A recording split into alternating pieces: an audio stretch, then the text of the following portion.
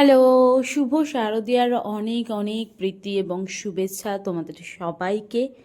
আজকে মহাষষ্ঠী, আর আজকে আমি দেখতে বেরিয়েছিলাম নিউ টাউন সার্বজনীনটা। ভীষণ সুন্দর মনোমুগ্ধকর একটা পরিবেশ, আর তার আগেই গেটের কাছে আমি মেলা দেখতে পেয়েছি। মেলাটা দেখে কিন্তু আমি ভীষণ এক্সাইটেড। ঠাকুরটা দেখেই কত তাড়াতাড়ি এবং কত জলদি আমি মেলাটা দেখতে যাব, সেটা নিয়ে আমার একটা আলাদা এক্সাইটমেন্ট আছে। যাই হোক, মেলার এই পুরো পরিবেশটা থেকে বেরিয়ে এবার ঠাকুর দেখা যাক। চলো, ঠাকুরের সম্বন্ধে কিছু বলি। অ্যাকচুয়ালি এইটা ছিল নিউ টাউন সার্বজনীন বিশ্ব বাংলা গেটের কাছে। বিশ্ব বাংলা গেট থেকে বেশ কিছুটা এগিয়ে মেলা প্রাঙ্গণেই তৈরি হয়েছে এটা।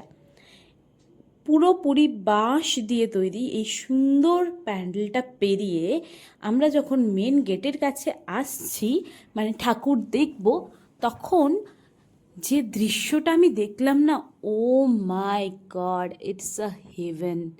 সিরিয়াসলি পুরো অভূতপূর্ব একটা সৌন্দর্য, যেটা তোমরাও দেখলে ভীষণভাবে খুশি হয়ে যাবে। উপরের অংশটা পুরোটা খোলা, আর তার উপরে রয়েছে তারা খচিত একটা ঝলক। পুরো মনে হচ্ছে যেন স্বর্গে চলে এসেছি। এত সৌন্দর্য নিয়ে আমি জাস্ট ভাবতেই পারছি না যে এতটা কষ্ট করে এত সুন্দর একটা জিনিস দেখতে পাবো।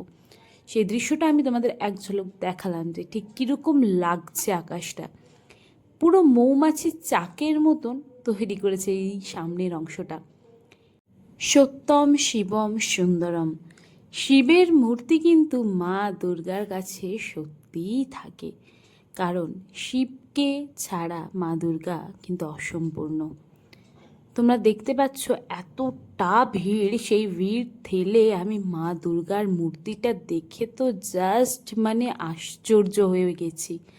আর আমার এই মুহূর্তে দাঁড়িয়ে মনে হচ্ছে এই ভিড় ঠেলে আসাটা সম্পূর্ণভাবে সার্থক।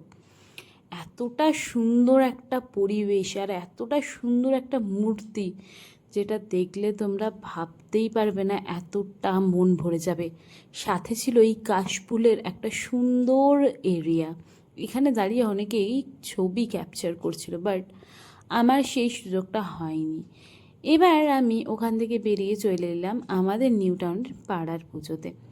পাড়ার পুজো মানে একটা আলাদা ইমোশন। অনেকটা হেঁটে হেঁটে পা ব্যথা করে আমি পৌঁছে গেলাম আমাদের পাড়ার পুজোতে। পাড়ার পুজোটা ছিল ভীষণ সুন্দর, আর একটা মনোমুগ্ধকর মায়ের মুখ। চলো।